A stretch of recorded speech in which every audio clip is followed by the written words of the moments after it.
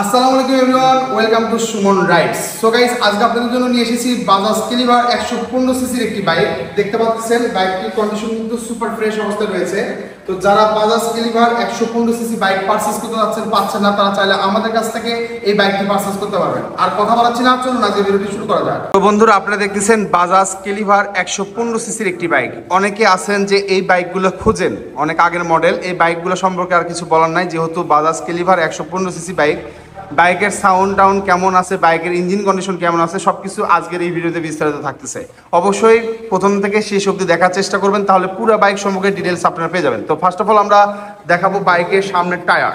ঠিক আছে, তো দেখতেছেন বাইকের টায়ার কন্ডিশন যা আছে অনেক ভালো আছে। এই টায়ার নিয়ে লং টাইম রান করাতে পারবেন। বাইকের রিমটা দেখতেছেন, রিমটাও কিন্তু ফ্রেশ অবস্থায় রয়েছে।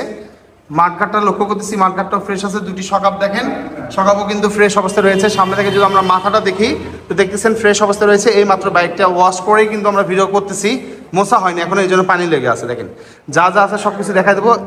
এখান থেকে যা দেখতেছেন এরকমই, ঠিক আছে, কোনো এখানে লুকাচুরি নাই, যা যেরকম আছে সেরকমই বলবো।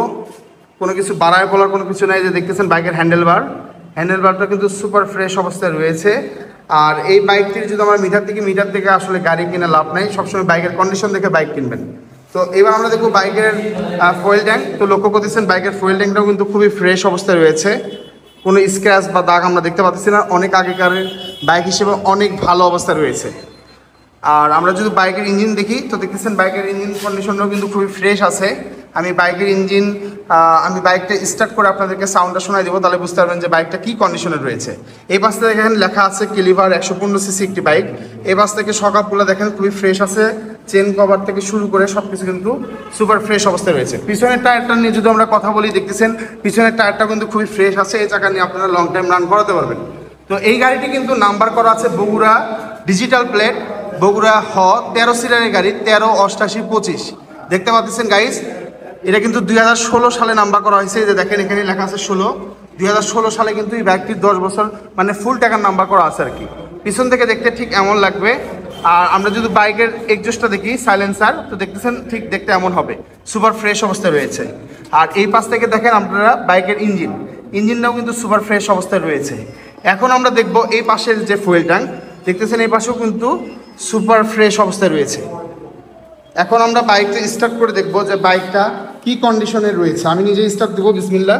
এই যে দেখেন সাউন্ডটা খালি শুনবেন আপনারা। এই দেখেন আমি কিক দিচ্ছি।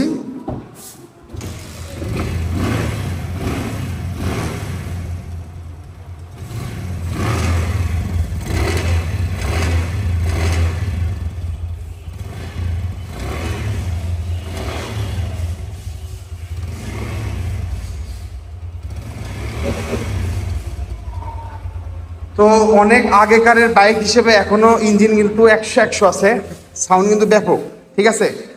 তো এই বাইকটির আস্কিং প্রাইস যদি আমরা বলি, এই বাইকের আস্কিং প্রাইস চাওয়া হচ্ছে মাত্র 75,000 টাকা।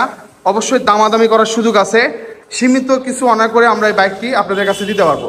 আমাদের লোকেশন বগুড়া সদরে। ভিডিও স্ক্রিনে যে নাম্বারগুলো আছে এই নাম্বারগুলোতে যোগাযোগ করলে এই বাইকটি সম্পর্কে আরও ভালোভাবে ডিটেলস জানতে পারবেন। তো আজকে ভিডিওটি এই পর্যন্তই, দেখা হবে নতুন কোনো ভিডিওতে। সবাই ভালো থাকবেন, আল্লাহ হাফেজ, আসসালামু আলাইকুম।